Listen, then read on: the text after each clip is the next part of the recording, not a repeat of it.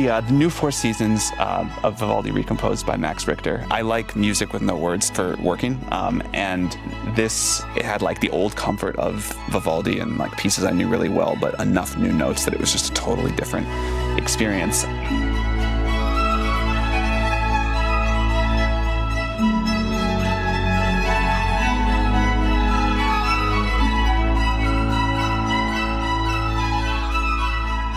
There's these like pieces of music that you like form these strong emotional attachments to because you were like listening to them a lot in a key period of your life. And this was something that I listened to a lot while we were starting OpenAI.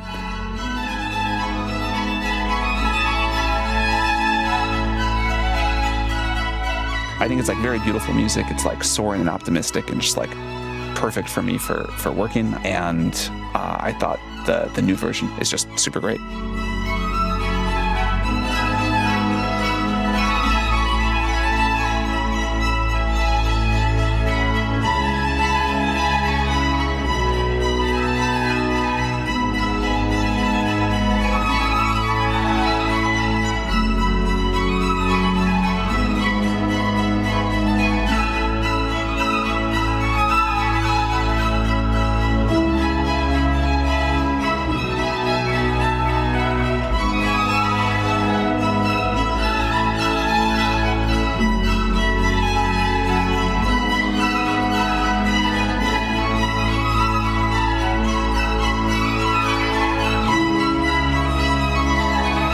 Welcome to the Axel Springer Awards 2025, an evening for Sam Altman.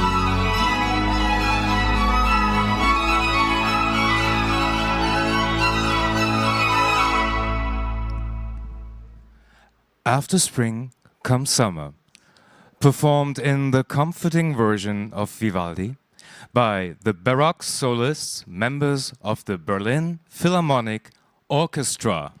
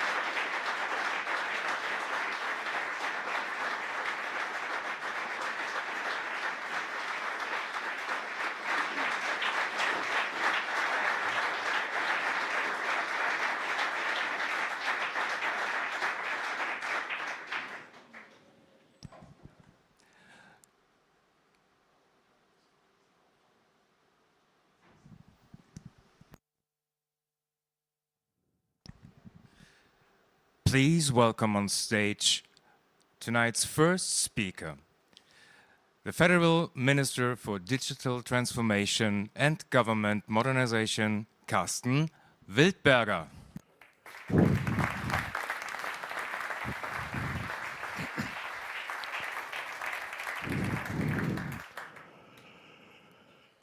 Well, dear Matthias Döpfner, dear Sam Altman, distinguished guests, ladies and gentlemen, any sufficiently advanced technology is indistinguishable from magic. Futurist Arthur C. Clarke once wrote. On November 30th, 2022, a brisk autumn day, that sense of magic entered everyday life. That afternoon, Sam Altman and the OpenAI team released an early demo of ChatGPT. And in an instant, artificial intelligence moved from abstraction to experience. The world seemed to pause and then accelerate. Within hours, ChatGPT was everywhere, in traditional media, on social media, with people planning trips, spinning fables, writing code. 1 million people tried it in 5 days. And by January 2023, it reached 100 million users, the fastest growing consumer adoption in history. That momentum has only intensified globally. The release of GPT-5 has become the most anticipated product launch of our time. It lifted more than 700 million people to the frontier of AI, setting new standards across many domains while making real gains in energy efficiency. OpenAI's mission began in December 2015, and at the center stands Sam Altman, a computer scientist, an entrepreneur with incredible vision. He has built his career on recognizing ideas that can change the world and on taking the risks others avoid. And yet tonight, we honor not technology for its own sake, but the vision that makes the impossible accessible. So, Sam Altman is not just a builder of technology, he is above all a builder of futures. Congratulations, Sam, on receiving the Axel Springer Award 2025. Ladies and gentlemen, I have long cherished a line by Mark Twain. The two most important days in your life are the day you are born and the day you find out why. For OpenAI, that why is clearly written in its founding mission, and I quote, "We commit to use any influence we obtain over AGI's deployment to ensure it is used for the benefit of all, and to avoid enabling users of AI or AGI that harm humanity or unduly concentrate power." These words are more than a statement of intent. They are a compass. They remind us that technology must serve people, never the other way around. They set the standard by which progress should be judged, not only by what is possible, but by what is responsible, by what is good. Because with great power comes great responsibility. And in this field, no power is greater than the ability to shape intelligence itself. Sam, we commend you and your team for those values. They are not only ideals, but anchors. Anchors to be renewed every day as the waves of politics, competition, and ambition rise higher. Ladies and gentlemen, what does this mean for Europe? The cards of digitization are being reshuffled by AI. And let us be clear, AI is not just this another step in digitization, not merely the next level in a familiar game. It is a wholly new paradigm. Why? Because for the first time, machines are beginning to surpass us in every faculty that sets us apart from all other species on Earth, our intelligence. Electricity changed our economies, the internet changed our societies. By AI touches our minds. The closest comparison I can think of is the Enlightenment, when humanity turned from dogma to reason. That is the scale of change now before us. Germany and Europe cannot afford to be a bystander or merely a customer of others' innovation. We have the talent, the institutes, the ecosystem, and vast pools of data. Germany is strong, with a powerful industrial backbone, global champions, and Europe has a market of 450 million people. Our diversity, culture, science, values, and data give us unmatched creative economic strength. What we need now is the courage to act, the pragmatism to adapt, and the will to compete, innovate, and scale. Now we must also find the courage to join the competition at full speed. Not participating would be the worst outcome of all. What do we need? 3 things. First, realism and pragmatism. Our style of regulation too often stifles innovation before it starts. We must give companies, especially small ones, but not only, room to move fast, to test, to learn, and then regulate wisely. Second, infrastructure. AI runs on compute and energy. Europe needs data centers, energy, and training facilities, so newcomers and established business can innovate. And third, adoption. Our industries, large, medium, and small, must seize AI to reinvent business models, create new products, and spread capability across the economy. The diffusion of AI will decide which nations succeed. And the new Ministry for Digital Transformation and Government Modernization will make this a central priority. And its task is twofold. First, to cut bureaucracy and modernize the state, working across government to prune outdated rules and unnecessary procedures, and to make digital the default. Second, to improve the conditions for innovation in Germany, especially in AI and data. Here our job is smarter regulation, clear safeguards that protect citizens, while opening far more space for builders. That also means strengthening Europe's digital backbone. We will expand compute infrastructure, unlock the potential of AI startups, and enable companies of every size to adopt and scale AI technologies. And the state will lead by example, acting as an anchor customer and accelerating the digitization of public services across our federal system for the benefit of every citizen. So let's not hesitate. Let's meet this moment with urgency, with innovation, and with a spirit of optimism. Ladies and gentlemen, artificial intelligence offers extraordinary opportunities. It lets us tackle problems once out of reach, questions of energy, safety, and medicine. It can help us heal disease. It accelerates discovery, as breakthroughs in protein folding already show. It puts entrepreneurial power in anyone's hands, because with AI, anyone can write code in minutes. And it expands research across mathematics, physics, and beyond. But every innovation carries risks, and this one carries significant risks. Sam Altman has said it clearly. If advanced AI drifts from human values, the risk is enormous. We must keep that truth front of mind. There is the danger of misuse, systems in the wrong hands, bent to harmful ends. There is the alignment challenge. Will AI truly reflect our values and remain under human direction? And there are risks already here. Disinformation, manipulation, the blurring of truth and falsehood. What comes from humans? What from machines? What can we trust? Without a shared sense of truth, society frays. Democracy cannot stand if everything becomes spectacle. That is why this question is urgent. Free and independent media are essential to democracy. Yet if journalism becomes mere raw material for training models, who sustains the human-led ecosystem that produces trusted information? As more content is generated automatically, and as companies cleanse and reshape online sources for training, what will reality mean? And what will that mean for our social fabric? We face economic risks as well. Rapid automation can disorient societies, disrupt jobs, and strain communities. So we must bring people with us through transparency and honesty, showing both benefits and risks, and proving we take those risks seriously. However, I do have one conviction. Despite all these uncertainties, we must move forward with determination. We cannot manage the risks without mastering the technology.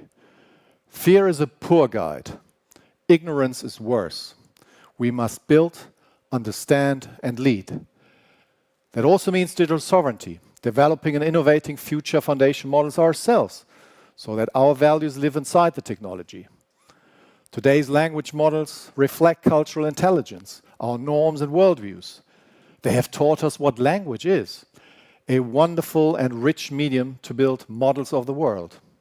Values in AI are not abstract, they flow directly into what we build. Power is concentrating, capital, value creation, talent. The leading AI solutions today are centralized in their nature. The first to field systems that reliably improve themselves may gain an enduring advantage. As a society, we must decide how we participate in this new value creation and how we govern the concentration it brings. Because it's not only about technology, it's about fairness, participation, and cohesion. The future will not shape itself, we will. Ladies and gentlemen, the future of AI demands global responsibility. And responsibility begins with values. Machines must serve humans, always. I agree with Sam Altman. This technology could be more consequential than anything humanity has ever created. For better or worse, it's on us to get it right. We must align incentives, guard against careless sub-goals, and prevent the drift that turns tools into threats. Responsibility also means protecting information and copyright. We need balance, giving AI the training data it needs to advance, while respecting creators and safeguarding the integrity of knowledge itself. That balance will come only through clear norms and reliable mechanisms. Then come the social implications. We need common safety practices, commitments to responsible access, and alliances that cross borders. We must ensure that technology does not fall into the wrong hands and that safeguards, monitoring, and coordinated responses are developed globally together. The Axel Springer Award matters because it celebrates a moonshot, the progress of responsible AI and the courage it took to make it real. The message is simple and profound. We build boldly, we govern wisely, and we keep humanity at the center. For Germany and Europe, the lesson is urgent. We must first give innovation the space to thrive, and then ensure that our ethical and social processes evolve and adapt in step with the technology. There will never be a perfect answer. We must learn to live with ambiguity, but we can perfect the craft, always reaching for solutions that are pragmatic, realistic, and above all, human-serving. Ladies and gentlemen, let me end again with congratulations to Sam Altman. Sam, the Axel Springer Award honors not only your incredible achievement, but also the values we must carry forward. Your vision, courage, and sense of purpose inspire a new generation. I wish you continued success, and above all, the courage to keep advancing AI while staying true to this wonderful mission. We look forward to collaborating with you in Germany on ambitious joint projects. Germany and Europe seek collaboration, partnership, and friendship. Strong bonds that reach across borders and industries. We believe in the power of trade, cooperation, and trust. And the new partnership between SAP and OpenAI reflects this spirit. Let us ensure that partnership and friendship between the United States, Germany, Europe, and others rest on shared principles, and that we use this technology for prosperity, for freedom, for democracy, and above all, for humanity. Thank you.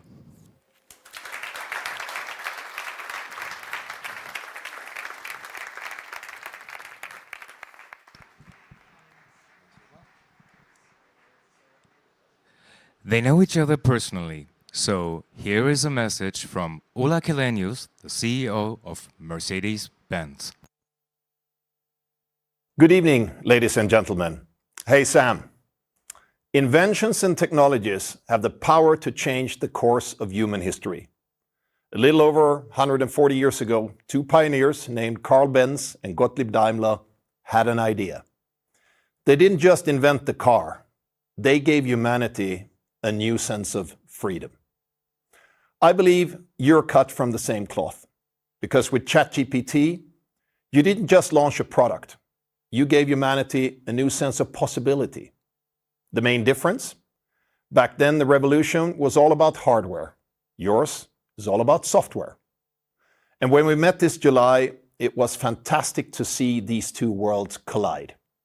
Because at Mercedes-Benz, we're betting big on that convergence. AI is the nervous system of our future cars. It's the co-driver for every engineer, designer, and production worker on our team. Also for the CEO, to be honest. And by putting ChatGPT in our vehicles, we made it the co-driver for our customers too. Of course, I'm not just speaking for the auto industry when I say the work you have done is nothing short of spectacular. You have shown courage and unrelenting belief in progress. The result? No technology in human history spread faster than ChatGPT. Finally, social media apps are not on top of the download charts anymore. And because your work is so significant and crucial for the world, it's a good thing that you are in the driver's seat at OpenAI. You're a visionary who sees and seizes opportunities. At the same time, you're reflective and aware of the responsibility that comes with them. And somehow, I have this hope. Should artificial intelligence one day become a fully autonomous being, it will still listen to one person, Sam Altman. Warm congratulations on this award, Sam.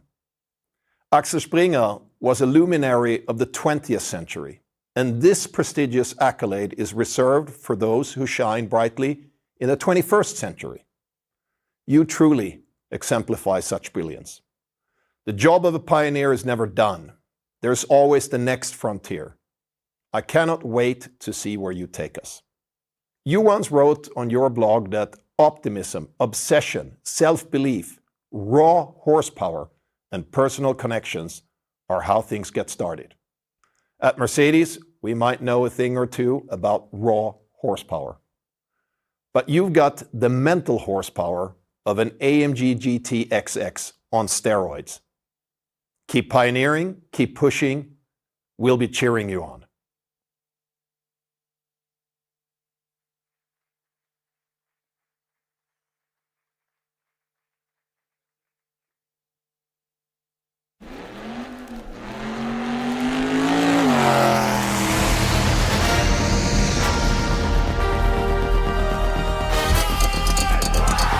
Please welcome on stage 2016 Formula One World Champion Nico Rosberg.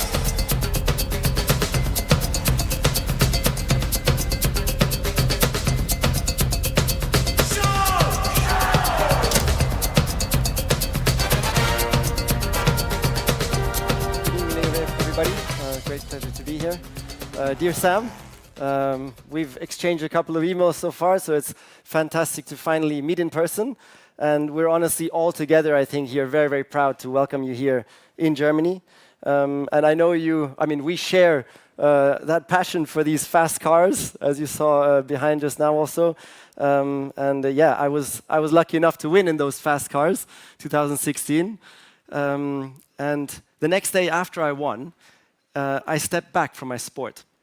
And now with Rosberg Ventures, I step forward into your race of technological innovation and venture capital. And so I'm really honored to stand here, of course, because it's the technology race where you're the absolute leader, you know. And in my eyes, you're actually also a multiple world champion there already. So it's been unbelievable to watch your progress there. And your vision and bravery to pursue those goals that you've had when really, I'm sure like everybody around you was like totally doubting you and saying, hey, but that's going to happen in 20 years. It's not going to happen anytime soon. And you just kept pushing with your team, and that's just amazing to watch. And I even heard that I was speaking to your colleague, and just before launching ChatGPT, I think you did an internal poll, and you asked your top employees, like, how many people are actually going to use this ChatGPT? And the outcome was, and you guys are the absolute experts, the range was some of your employees saying, not more than 10,000 people are going to use this thing. And on the upper end, it was, okay, if really everything goes well, it's going to be 1 million people. Like, wow, that would be insane. And as we heard before, we're standing here today, and it's more than 700 million weekly users. I mean, that is just unbelievable, and shows that even your team as experts, it's just hard to predict the impact of what you are building. So you're really, of course, just redefining our future. And not only that, but also improving our lives in business, but also in our private lives. And I know that you are also a father now, so we share that. I also have 2 daughters. They're 8 and 10 now. And so I have a little personal story. Everybody's talking about the business side. I'll just say a little personal story here, which will probably resonate. So I really enjoy reading bedtime stories to my daughters. They're 8 and 10. And you'll find out soon that reading the same Paw Patrol story, because I think you have a boy, reading the same Paw Patrol story 100 times is going to be tough. So I used ChatGPT. It takes 30 seconds. And ChatGPT has been writing me stories about Nico the unicorn, which I've been reading to my daughters. And so I'm just so grateful to you, because you have given me some of the most wonderful moments with my daughter in this most simple form. So I thought I'd just share that instead of the usual business stuff. So as you've heard by now also that, and I think as well, the award tonight, it's one of the most prestigious awards that we have here in Germany. Previous winners are everybody who was in the front row at the Trump inauguration. So there was previous winners are Jeff Bezos, Mark Zuckerberg, even your best friend, Elon Musk, was a previous winner. Sorry about that. I hope that was okay.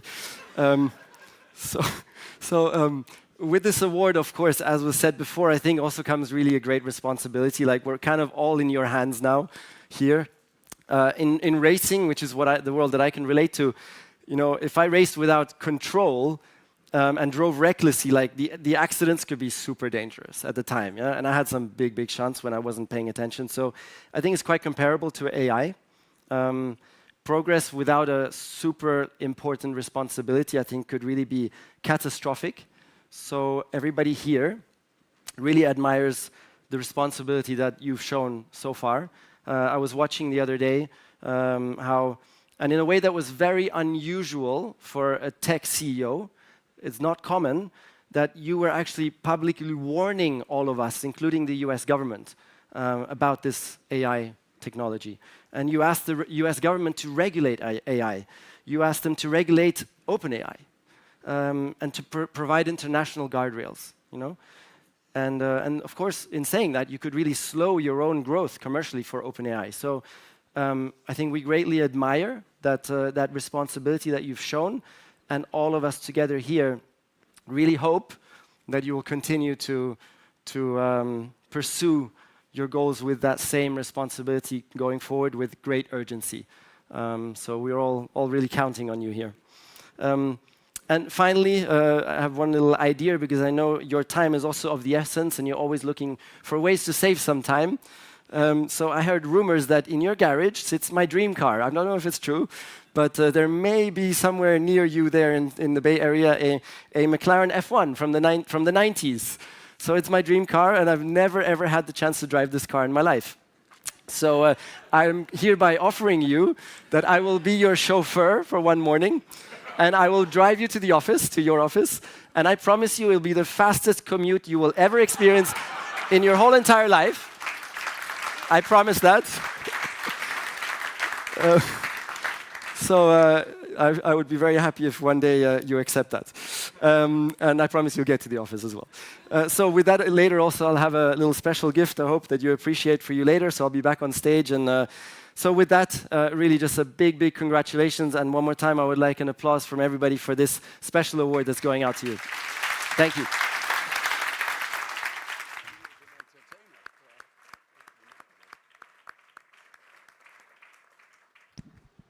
And now, the traditional Axel Springer Award talk. Please welcome on stage Sam Altman and Matthias Döpfner.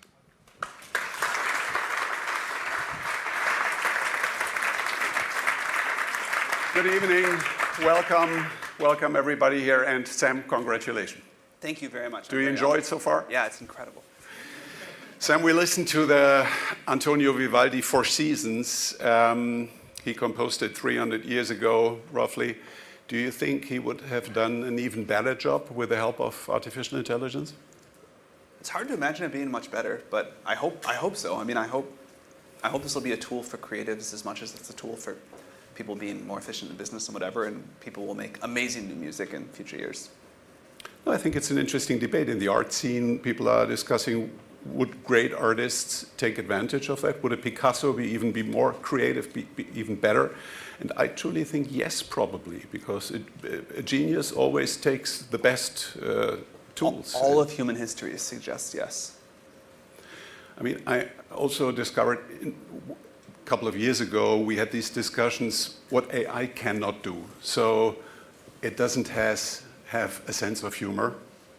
It is not kind of emotional, and it's not creative. And we learned that it's all wrong, because actually AI is excelling particularly on these three levels. I mean, ChatGPT can be pretty funny. It is way more, has a lot more empathy as most of human beings, at least it can fake it better. I mean, compare a call center with real humans and with AI, I tell you, after the third question, they will answer more politely. And with regard to creativity, it also is, in any case, inspiring. But would you say that we have reached a level or will reach a level where artificial intelligence is providing real creativity? First of all, I don't think ChatGPT is that funny. But I remember these moments along the way where the first time that something felt very outside of my expectations for what AI could do happened. And I kind of, even though I know they'll keep coming, it's a little surprising each time. And I remember the first time that I cracked a smile at a joke out of a language model. Anyway, I think it was like a sort of GPT 3.5 time. Once in a while, you get lucky with a slightly funny thing. And that, for me, was extremely striking at the time, because for whatever reason, I had thought of humor as this very different thing than what language models should be doing. That seemed hard and complex. So there are many examples since along the way. And then now, we can argue about creativity in different ways, but one thing that we have for a long time said would be an unequivocal test of that was the first time that AI could come up with new scientific knowledge, new scientific discovery that humans had not yet done. It's hard to argue that's not creating something, or at least to me it feels like it is. And with GPT-5 for the first time, there's still very small, still pretty trivial things, but scientists are reporting that GPT-5 is coming up with novel ideas, worthwhile novel ideas. I've seen this in math and physics. And that, for me, has been, of all of these moments where AI did something that it didn't think it could do, this has been the most wow, we're really in a different era now. We Europeans tend to have difficulties to focus on the opportunities. Nevertheless, you have somehow a passion for Europe. You care about Europe. You have almost a European patriotism. Why is that?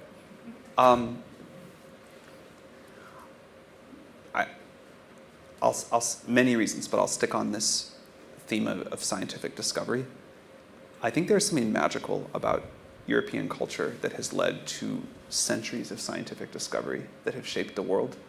And you see it in many other ways. So I don't mean to only talk about the scientific progress.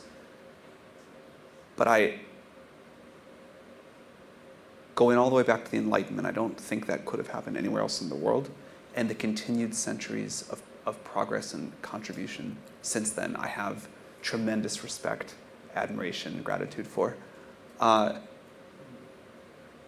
I also think that there is, I love America. I'm thrilled to be American.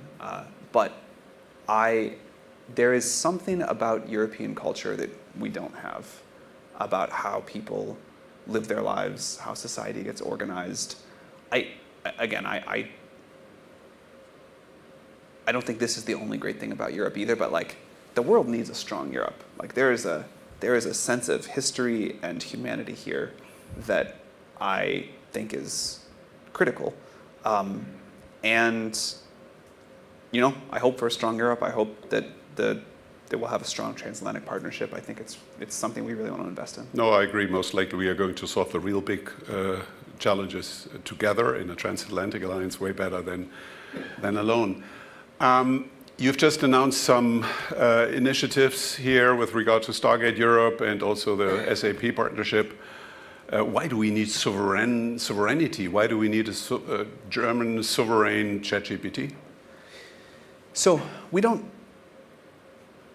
know where this technology is going to go, but we do know that countries are going to depend on it more and more, and countries need to be able to depend on it, you know, despite what may happen in short-term shifting politics and, you know, alliances and whatever else.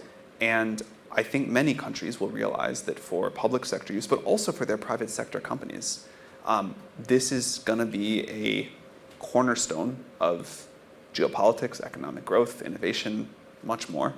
And people need to marry access to frontier models with tech sovereignty, and that seems important. This is a first of its kind partnership for us. We're very, very excited to get to do it with Germany.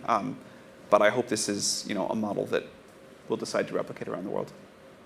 Since you spoke about European culture, I cannot resist to ask you, how was dinner with King Charles? You know, I'm a tech nerd. Like, I don't normally do stuff like this. He is not. But, you know, I thought I was going to make it my entire life without ever having to wear white tie. I really did. And this is not the kind of normal thing. I don't know how to like use silverware the right way or whatever. Like none of that kind of stuff. So I felt like an alien and totally out of place. But it was a very cool experience. I was skeptical. I was like, oh, I got to go do this thing. But it was a wonderful evening. The guests were great. It was beautifully done. It felt very special. Did one alien speak to the other alien, or? I did end up getting along with everybody. Okay. But on a more serious note, Europe, America. I think the big difference is that America has a different risk appetite, and Europe is rather avoiding risks. If you fail, then sometimes you don't get a second chance. If you fail in America, people are saying, nice try it again, great. They choose you for the next startup because you have made some experiences that other people didn't. Do you see any possibility that Europe could develop more risk appetite and with that generate more innovation? Yeah, as I mentioned, there's many things I like about Europe. This is one that I really don't. Before OpenAI, I ran Y Combinator. We invest in startups. Or I guess now they invest in startups. And one of my goals at the time was really to help increase our investment in European startups and foster startups in Europe, because I love startups. I think startups should be everywhere. Europe was one of the hardest places in the world for us. And there were a lot of reasons for that, but one of the biggest reasons, the reason came the most often, is this idea that if you kind of fail once at a startup, which most people who do startups do, your career is like tainted forever. Mm-hmm. And I don't think it's right to say that failure is celebrated in Silicon Valley, which some people say, but failure is still a very unpleasant experience. But it is tolerated. You can fail at something and people look past it, and you can do another startup and another, and eventually things work. My first startup didn't work out that well, and I was able to, you know, have a career as an investor and then go on and do this other startup, which is now working out much better. And I think that is really important to a culture of innovation, and it is really important to a dynamic economy. So I think it would be, for sure it can change, because I've watched it change in many other places around the world. But I think that's a really wonderful change. I mean, one of the main purposes of this award is to encourage entrepreneurship. So also to encourage a risk-taker culture. You are famous for taking the biggest risks. If there is a zero, put another zero or a couple of zeros behind it. If there is a risk, double up on it. Why did you develop that risk appetite? Is it education, your parents, or where does it come from? I actually don't think of risk-taking versus non-risk-taking as the right framing. The way that I maybe would describe this is I try to be expected, I try to maximize expected value. And so if there's something that is, like I don't want to take stupid risk. I don't want to take risk for an adrenaline rush. I don't want to, take risk because I think most people, I don't want to take risk to gamble. But I think there are a lot of cases, and I think startups are a great example of this, where there's a huge distribution of potential outcomes.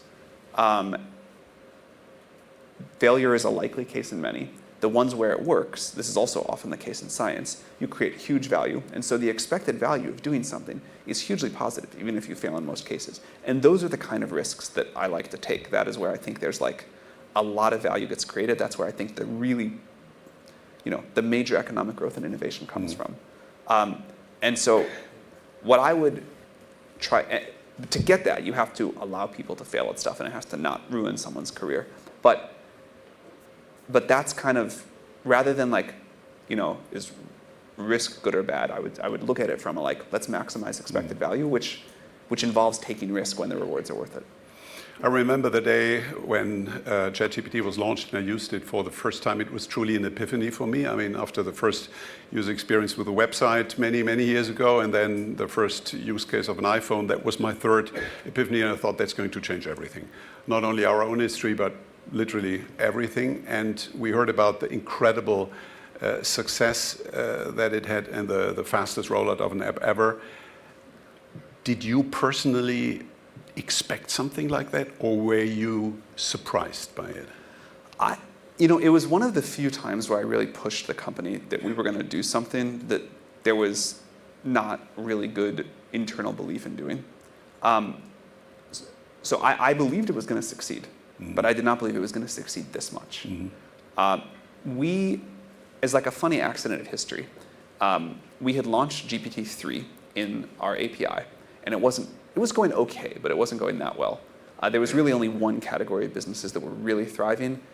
And the other thing that was happening was we had this thing called the playground where you could test a query to the API. And people got obsessed using it as a chatbot. They were just like, I can talk to the model. And it barely worked for this. But one of the things I had learned at Y Combinator is if you see people pulling behavior out of a product when it's hard to do, and loving it anyway, that's like a really good sign. So we knew we wanted to build a chat product. And then while that had been going on, we had developed GPT 3.5, which we had launched, and GPT 4, which we had internally for about 8 months before we launched it. And so we all no longer were impressed with 3.5. We were used to 4. And a thing happened then that has happened many times since, where our own internal understanding of where AI was and what the public had seen got so disconnected that we forgot how much of an update it had been for us the first time we got to talk to one of these models. And so people were like, oh, it's not going to be good enough. Until we put out GPT-4, it's not going to be a big deal. And then even launching with GPT 3.5 was going to be a big deal. But did we think it was going to go on this rocket ship trajectory? I think there would be no way we could have reasonably predicted that. That would have been reckless. When we discuss the opportunities of artificial intelligence, we very often focus on efficiency. It's going to make everything faster, more efficient. But I think we should discuss more about quality to improve things. And I think the most obvious case, the most obvious area where artificial intelligence is going to improve our lives is health. Do you see, first of all, do you agree? And do you see other areas where we will see comparable progress that really improves our quality of life? I totally agree. But first of all, one thing that the minister said that I really has been a driving force of ours for a long time is we want to distribute this power, capability, technology as widely as possible and enable as many people as we can, because we won't we don't have all the answers, we don't have the ideas, we don't know, but we do believe that if we can, instead of concentrating this within a few companies, put this into every company and every person with a good idea, that people will find incredible ways to transform beyond what we can think. I'm sure healthcare will be great, I'll talk about it in a second, but the thing that I am most certain of is the collective creativity and genius of the whole world using this technology for whatever they think, and then letting the forces of the market and society do more of what's useful to people, we will see incredible benefits from. And some of that will be in creativity, as we talked about. I think a lot will be in health. One of the things we really pushed on with GPT-5 was to make it good at answering health questions. We had seen over the last couple of versions people using more and more, using ChatGPT more and more for help managing their healthcare journey. And it's gotten quite good. So we wanted to push that hard with GPT-5 and work with physicians. Doctors use it to provide better healthcare, but patients and people use it a lot for questions. So I have no doubt that's going to go much, much further.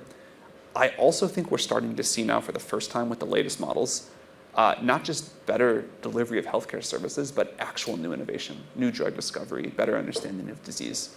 We're now very far from my area of expertise, but a lot of scientists are saying that we will cure significant diseases in the next few years, and a decade or 2 decades out, maybe have cured, or at least been effectively able to treat a significant percentage of all diseases.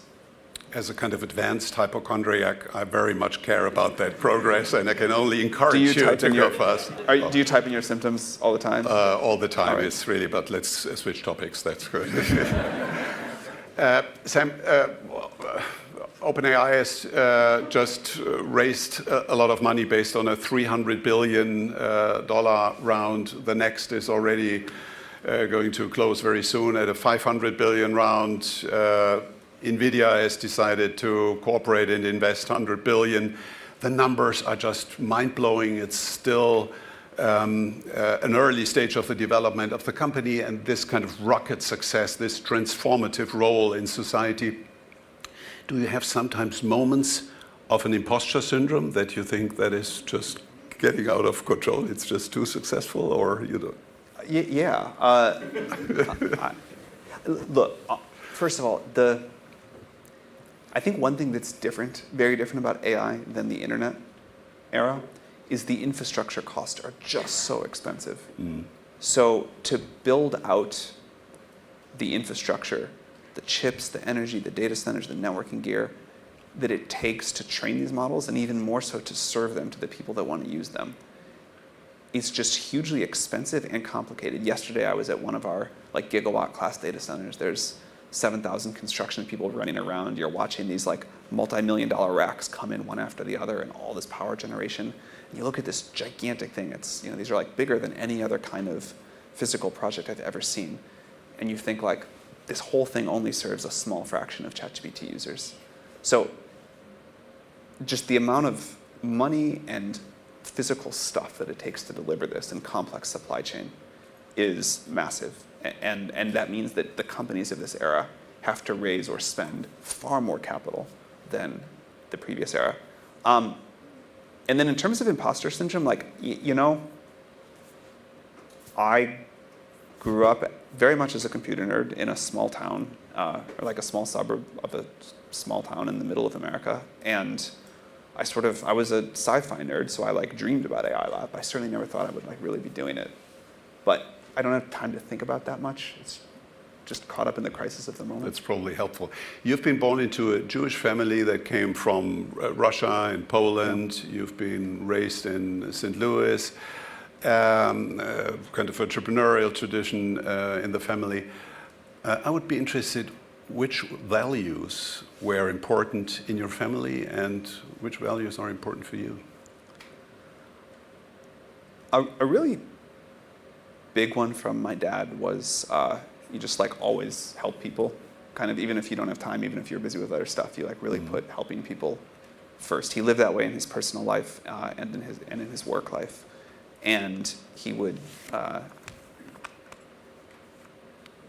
he would push that onto us. Not really, but he would lead that lead by example on that a lot. And I think for me and all of my siblings, that was like one important value from him. And then a thing from my mom, there are many from my mom, but one was she was like very good at pushing people around her, including her kids, that you can do more, you can be better, you can be more ambitious, you can really try to I think she's great at getting people to do their best, and that is, I think, in running a company and also in what we hope for in the products that we build. That's value that's important. Other values from a broader community.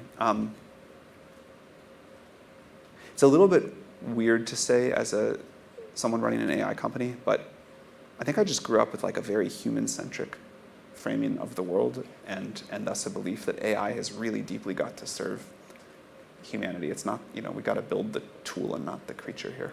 Will AI bring back and make more important kind of very human virtues, perhaps emotional intelligence, imperfection, intuition, things like that? Will we appreciate that more? One thing I say all the time is no one knows what happens next. I can make a prediction with equally low likelihood of it being right as somebody else, but society is difficult to predict. My instinct, though, is, and one reason I'm actually quite optimistic about how the future is going to feel to us, is people are obsessed with other people, and they don't care that much about technology.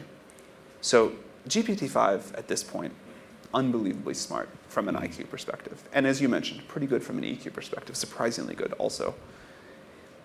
We've seen over the last few months, GPT-5 is beating humans at the most difficult intellectual competitions we have in area after area after area. Just, I think it was last week, one of the hardest programming competitions in the world. No human had ever gotten every problem right. Our model did it. This is unimaginable a couple of years ago. Seen it in math, all kinds of science, all this other stuff. And no one cares. And I think that's great. I really do. People are still going to go compete next year. They really care about how they do relative to those other people. They don't care at all that the AI is going to absolutely steamroll them in terms of the score. The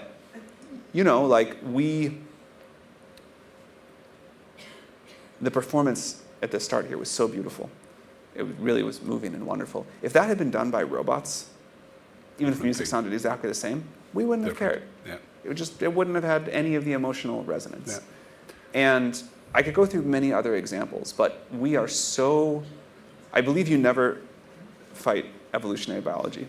And we are so wired to care about other people and not to care about machines that, we'll be happy that these machines are doing stuff for us and making the world richer and discovering new science and curing disease and whatever, but they will not be the center of the story. That's my guess. Great. Last question. You symbolized for me unstoppable, restless optimism. You always see the positive side of it. Perhaps you can help me with a topic where I struggle to be optimistic, and that's the state of democracy and the free world order.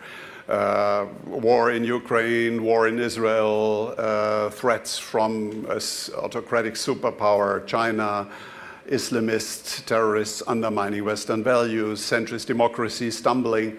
So is that really the beginning of the end of the open society that we love to live in? Or could that be the healthy warning call in order to strengthen democracies and institutions and, in the end, even politics of democracies? I am super worried about this. I don't feel optimistic about this. Everyone always wants to talk to me about the threats of AI, so that's what I got to talk about. And I do have some concerns there. I think we have some serious concerns, but I think we've got some ideas about how to mitigate those. I have no idea about how to mitigate this sort of geopolitical situation of the world. I worry that democracy and the associated values like freedom of expression that make it work are under increasing attack globally.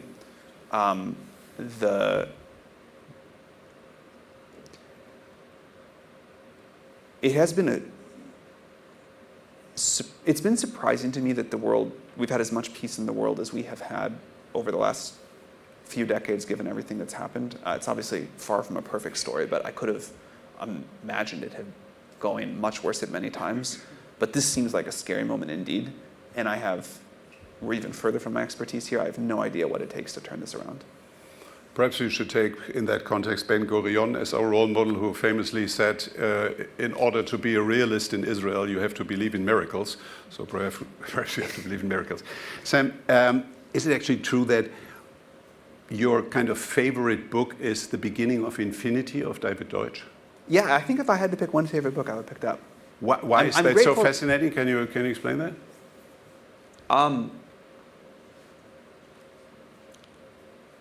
Even if you don't read the whole thing, the first 40, 50 pages are, I think, the most wonderfully optimistic take on why, even in a world with AI, we're never going to run out of things to do and ways to be useful and problems to solve and things to explore. But I also think it explains so beautifully how we got here and why the relatively simple process that we have followed throughout human history got us to this incredible place. Okay, that's good, because David Deutsch, I think, is going to be our last virtual guest, at least tonight. David Deutsch is a physicist and scientist from Oxford University. And I think also you have disagreements with him about the possibility that artificial intelligence is transforming into superintelligence with consciousness, perhaps even. He thinks it cannot be the case. You think it should be the case. Here he is, David Deutsch. Welcome. And perhaps you can elaborate a little bit on that disagreement, but also why you admire Sam Altman. Welcome. I don't care about that. I just don't think there's a disagreement. Okay, I can tell you. Good. Right. Well, on my computer, I keep a list of progress that has been achieved where I had previously been sure that it wasn't yet possible. One of the items, I'm embarrassed to admit, was the World Wide Web. Another was that I thought that no computer program would be able to sustain open-ended conversation on general subjects in natural language unless that program was an AGI, an artificial general intelligence. So it would have, I prefer to call, explanatory creativity. ChatGPT proved me wrong. It's not an AGI, and it can converse. That ability was a side effect of another, namely knowledge. The ELIZA chatbot in the 1960s used little more than the words and phrases you told it. ChatGPT can chat about anything, drawing on a vast body of knowledge, which was a phenomenally useful combination. For some people, too useful. They think they're speaking to a person, an AGI, just as the first users of ELIZA treated it as if it were a person. Which brings me to a widespread myth of the Turing test.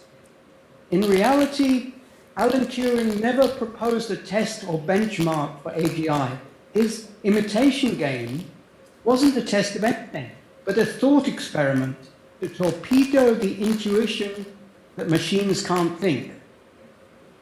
Indeed, there can be no benchmark, because to be general, an AGI must be capable of choosing to remain silent. This is already a proof that AGI cannot be made via existing approaches, for those can and must be judged by benchmarks.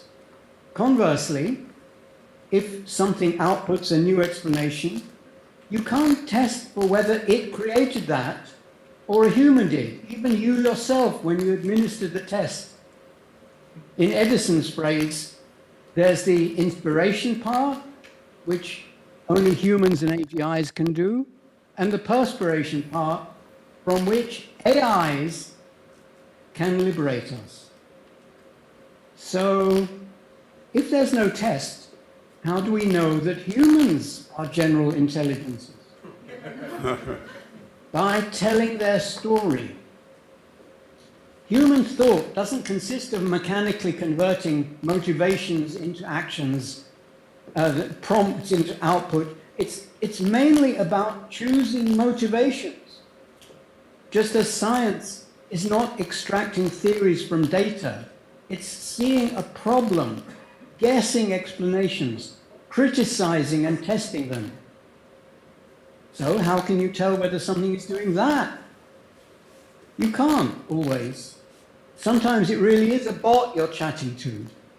But when you have no explanation saying that you yourself are a bot, or that humans in general are, it's rational to assume that they aren't. Some people have fun questioning whether Einstein really created the theory of relativity or only assembled it mechanically from a smorgasbord of existing ideas. We know he created it because we know his story, what problems he was addressing and why. Just as we know that Sam Altman, without having to write any code, brought ChatGPT into existence as a product and a phenomenon by having the intuition and the gumption to know that this was the right thing for humanity to try next. Nothing can program a computer to have such intuitions. Yet. Can I ask one question? Be my guest. You mentioned Einstein and general relativity, and I agree. I think that's like one of the most beautiful things humanity's ever figured out. Maybe I would even say number one. And Einstein had a story. We knew what he was working on. If in a few years GPT-8 figured out quantum gravity and could tell you its story of how it did it and the problems it was thinking about and why it decided to work on that, but it still just looked like a language model output, but it really did solve it. Would you call, I appreciate that you keep a list of things you're wrong about. I do too. But would that be enough to convince you? I think it would, yes. All right. I'll take you up. It's crucial here. David Deutsch. Yes. I agree to that as the test. David, thank you so much for joining us, and thank you for your uplifting words, and have a great evening. David Deutsch, pioneer of quantum computing, one of the most brilliant thinkers of our times. Thank you for joining.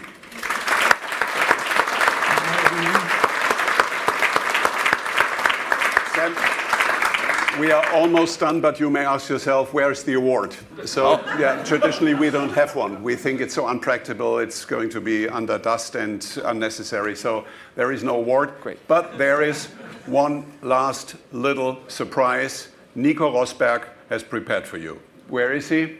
Here. Nico? Where is it? So I'll go check.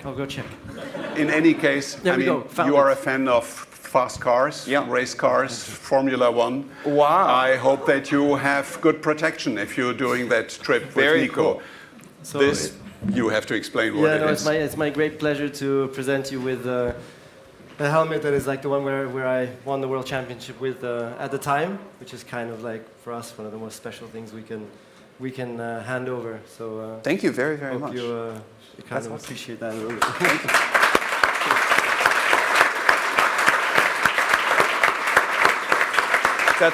That's much better than a little loose It's light. better, isn't it? Thank you, Nico. Thank you so much.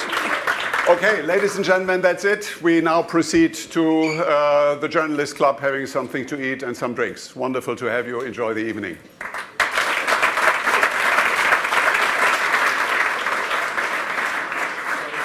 It's carbon fiber because I figured out that the paint was 80 grams. And you know, Yeah. in our sport, weight is